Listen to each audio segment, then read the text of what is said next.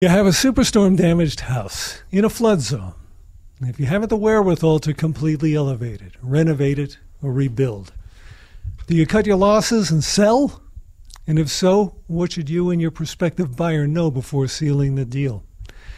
November 18th in Toms River. Learn from experts during the Home Elevation Conference organized by Stop FEMA Now.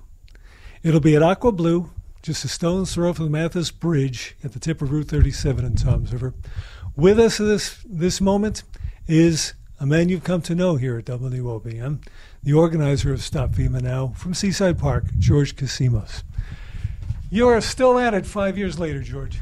Yeah, there's still a lot of people still need help, obviously across the country in Florida and Texas and Louisiana, but even here in Ocean County, there's people that are still stuck, and they have to make a decision now. It's been 5 years.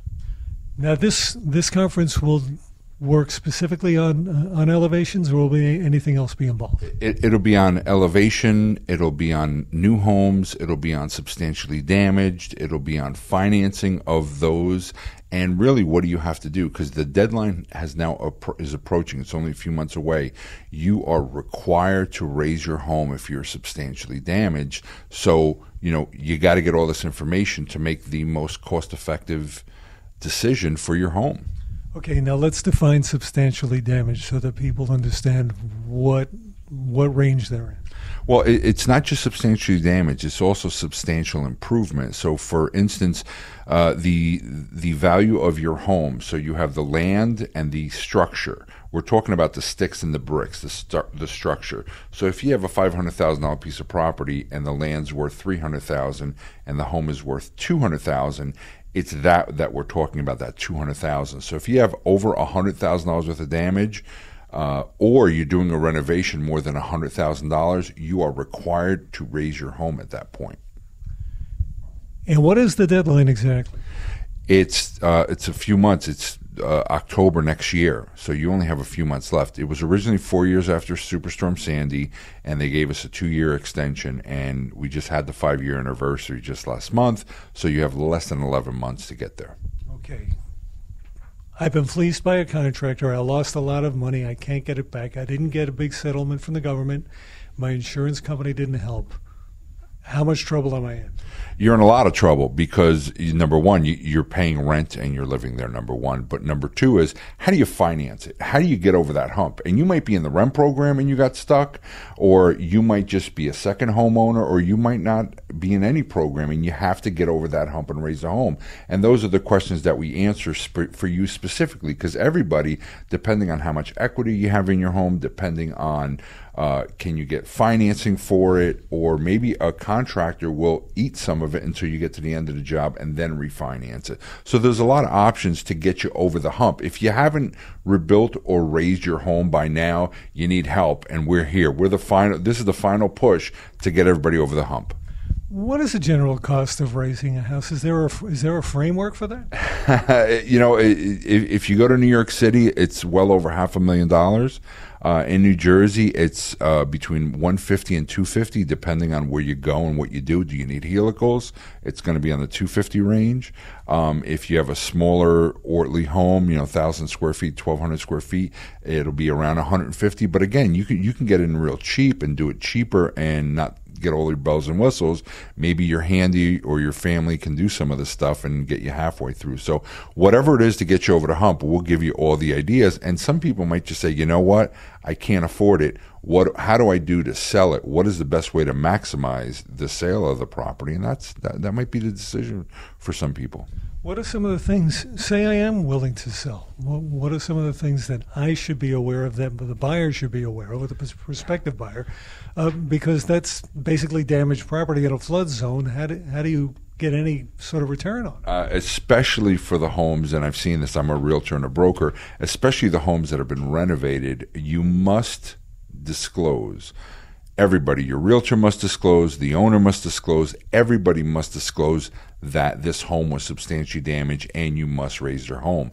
At the end of the day, if your home is substantially damaged, in most cases, not all the cases, in most cases, it is worth the value of the land. Now, if it's a bigger home and it's been done and it's lifted, then you might be able to get some value when you sell it, but the guy buying it is going to want to get it cheaper because he's got to spend a couple $100,000 to raise the home. So, but there is some value. Instead of just walking away from the property, you should definitely try and find every solution to A, see what your house is worth, B, is it worth raising, C, is there a creative way to finance it to get you over the hump? Because it is, you will get more money at the end of the day if you raise your home, if you're going to sell it, if you can raise a home. Otherwise, you just have to sell it as is, and you're going to take a big hit. Is there any advantage in that case of just knocking it down and starting again? Is that even an option?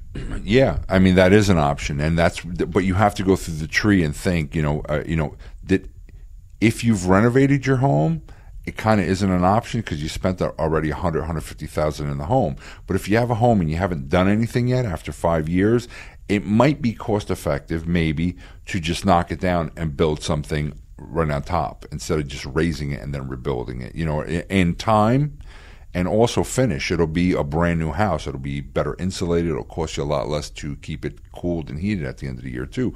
But it depends on your particular situation. You know what I mean? What the value of the land is, how big your home is, how much damage the home is. So every homeowner has a particular different story, and you have to look at it at a different angle. Now, is substantial damage an actual category, or is that just a phraseology? How does someone know if their home is substantially? Would they already know if their home is substantially damaged, as opposed to marginally damaged? I don't know what the other phrases are. So you would have probably gotten a letter from your township, and don't quote the exact numbers. I think in Tom's River, there's between 800 and 900 homes that have not done anything in terms of pulling a permit, and they're substantially damaged. And there's about 500 or 600 in bricks. So across New York and New Jersey, there's a few thousand substantially damaged properties that they don't know what they're doing. Now, substantially damaged and substantial improvement are the same thing. It's almost like you have to bring the property up to code. So let's say, for instance, you had a 1920s bungalow in Ortley and it had the old wiring, with the cloth on it. Well, if you do a substantial improvement, even though you have to bring up all the wiring up to code now, the whole building up to today's code, but in flood zones, today's code is up this high, and so you have to raise it. So it's substantial damage and substantial improvement are almost interchangeable in most cases.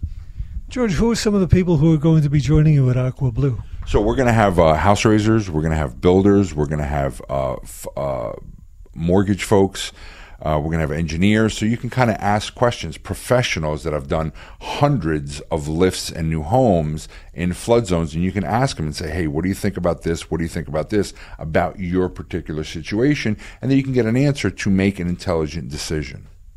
And this is all going to start about what time? It's going to start at noon this Saturday at noon at Aqua Blu, and we're going to have food and everything. We always have nice upbeat meetings, and it'll be quick.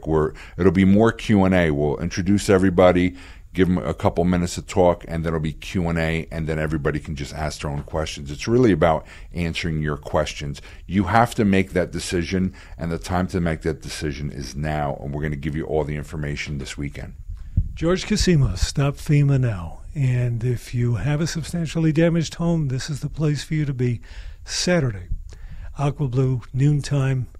All your questions can be answered, and you'll be on your way. And we'll finally start to see the light at the end of the tunnel. I hope so. I hope everybody makes a decision, moves on, and we can move past this whole thing.